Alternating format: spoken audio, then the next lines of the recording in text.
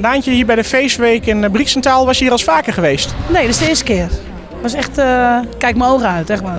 De eerste dag miste ik thuis, want ik ben nog nooit zo ver weg geweest. Ik ga eigenlijk nooit op vakantie of ik werk nooit in het buitenland. De eerste dag was dat, maar nu, nogmaals, helemaal geweldig. Al die artiesten, collega's, je leert nieuwe mensen kennen. Echt, dat moet je gewoon gezien hebben gewoon. Ik vind dat dit mag je gewoon niet missen. Nee, dat mag je niet missen, echt niet. Ik ben er volgend jaar weer. Nou, vorig jaar bloed, zweet en tranen. Op derde plaats schijnig samen met Samantha Steenwijk. Helemaal trots op.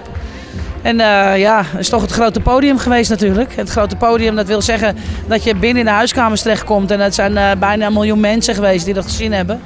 En ja, dat heeft me heel veel fans opgeleverd ook, wat ik heel belangrijk vind. Mensen zeggen altijd van als je op televisie bent geweest, blijf wel jezelf, weet je wel. Maar de mensen om je heen die veranderen. Ik blijf mezelf, maar alleen de mensen die gaan in ene, wat ik leuk vind natuurlijk, maar ze gaan je op handen dragen. En dat moet ik heel erg aan wennen. Maar blijf gewoon normaal doen, want Daantje blijft altijd hetzelfde. Ook net als voor het programma. Ik ben niet anders. Ja, nu zonder make-up, dus zonnebril op.